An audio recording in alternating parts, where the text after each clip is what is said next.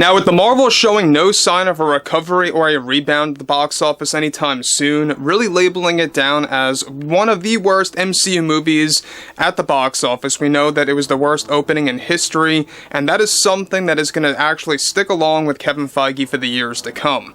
Now, looking at what Bob Iger and the Disney Board of Directors are going through, as well as the Marvel's director Nia DaCosta and one of the leads, such as BRIE LARSON, there's a lot of things going on with this film when it comes to how they are performing damage control and doing anything that they can to salvage and save this movie via damage control. This is Mike Zero. Subscribe if you're new and like this video to see future updates. I'm also on Twitter at Mike01. I thank you also very much for the great and kind support. Now, the thing about BRIE LARSON is that we know that she has been blaming the toxic male demographic and pointing the finger at men as the #1 reason why this movie has failed. And Nia DaCosta did the same exact thing, pointing at the quote-unquote toxic male demographic. It never ends, right? This is something that is always blamed upon a non-existent group in this case. It's just that this movie, they specifically catered it toward women, and the majority of women did not even show up to this thing. And that's really all on Disney, that's all on the writers, that's all on Nia DaCosta, and that's their problem. You know, that's their choice that they really did not actually look through specifically. Now, what's interesting about all of this is that we know that BRIE LARSON has been very much bitter as of late. We know that in the early days of her career in the MCU, we know that with Captain Marvel, a lot of people had mixed reactions on that film, but later, as we went throughout the years, we saw BRIE LARSON getting pretty much nastier toward the core Marvel fan base that just wanted to see something treated better by Disney. Now, what's interesting about all of this is that with BRIE LARSON currently very unhappy with the Marvels and its fan reception, she is also not pleased with Disney's way of handling the film. Now, one major development has to do with Larson's reaction toward Disney, including CEO Bob Iger, and how the film was mismanaged. Now, BRIE went on to deliver the following. What really frustrated me as one of the leads of this film is how we went through so many changes with this movie. Only running below 2 hours, we had so much extra footage that we had shot that was going to really explore Carol's past, the relationships and friendships that she was in, and more.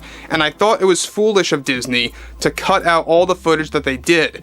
When you are making a film for women especially, something that Disney supports, you would think they would keep your most important scenes that explore the main lead's past, that really caters the film more to women. I think Disney seriously missed the mark on that one, and it's a serious flaw by Bob Iger. My most important scenes never made it to the final cut, and that was very exhausting to me as an actress, who spent so many hours on those sequences. And they were tough ones too. Disney just doesn't seem to care sometimes about the hard work that goes into these projects and chooses to cut out the wrong material. Had they kept it in with the extra footage, this would have been a film better catered toward women. I think it could have led to a better result. And to the fans complaining about this film, they need to grow up already. I think most male Marvel fans should get the memo that this is a film catered for women specifically, and that is the problem. Did they not see the posters? We tried our best to make it that obvious, and Nia DaCosta really did her best to working with Disney and Marvel Studios on how to properly market this thing to a specific audience. Now, here we have BRIE LARSON basically saying it once again, that it's all because of the fans. It's all because of the people that did not end up seeing this film, and also how she is also pointing the finger at Disney to a degree about all the cut footage that could have been inserted into the final cut. It seems that she's very angry and bitter about that, and how she really even kind of called out Bob Iger there of mismanaging this film to a degree. Now, I'm not defending BRIE LARSON by any means, but you can tell that eventually they all eat each other, these people, alright? Eventually, everyone within the Hollywood bubble, if things don't go their way from, their own side, everyone begins to just eat each other and blame and point the finger at each other. And that's just what typically happens with a lot of these box office failures. So again, she is blaming fans once more for not realizing that this movie was meant for women, and that this is the main reason why this movie's getting bad reviews. And blaming the toxic male demographic, quote unquote, as she says, or has said that before in the past, and saying how them going into this movie thinking it was going to be a movie for men was the problem as to why it's getting bad reception. That just goes to show you how out of touch with reality Brie Larson really is, and how out of touch with reality the marketing team of the Marvels really was. They didn't really know what to do with this movie, you know, and it's true. I think that this movie should have been a series on Disney Plus at the most. At the most. In fact, I think it should have not even been that. It should have just been flat out canceled. But when you look at stuff like that, the fact that, you know, you have a movie that is, yes, an hour and 45 minutes, not even hitting the 2-hour mark, as Brie said, that just goes to show you that this movie really could have just been divided up into a miniseries. Now, moving onwards, alright? She goes on to elaborate, as far as I see it, that's the only reason why fans are having an aggressive reaction with this film, is that they are not ready for a female ensemble cast film just yet. It's something so new to them that they don't know how to process it as of right now. I think Kevin did a phenomenal job with establishing that to make that obvious. He did the best that he could, and he even told me to expect the demographic that tends to be overly toxic to become opposed with this direction.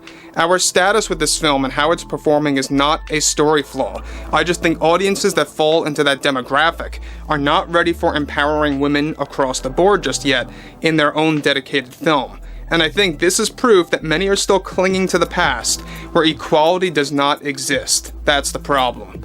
Now again, Brie Larson saying that equality never existed in film before is one of the most robotic, typical responses by either an actress or an executive or a producer, alright? They always say stuff like that. We have seen many fine examples in film history, I don't think I have to repeat it again, many great examples from the 90s, from the 80s, that were women, that were action stars in their own film, without being an ensemble cast, just standing on their own, and the male demographic loved it. They absolutely loved it.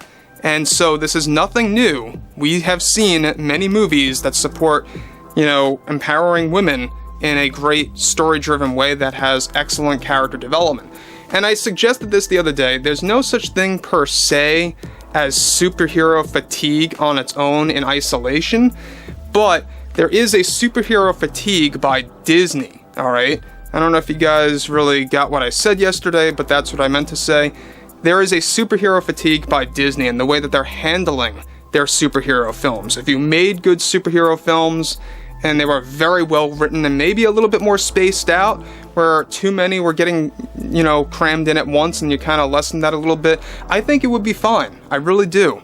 I actually really do believe that Disney could, if they wanted to, change their ways and make and put out good and excellent content, but they're not going to do that because they are supported by those shareholders that are pushing this DEI narrative. So anyway, guys, you know, drop a comment below. Fill me in below in the comments what you all have to say about this, and if you guys did enjoy the content for today, make sure to drop a thumbs up on this video to support the channel, and I will catch you guys later.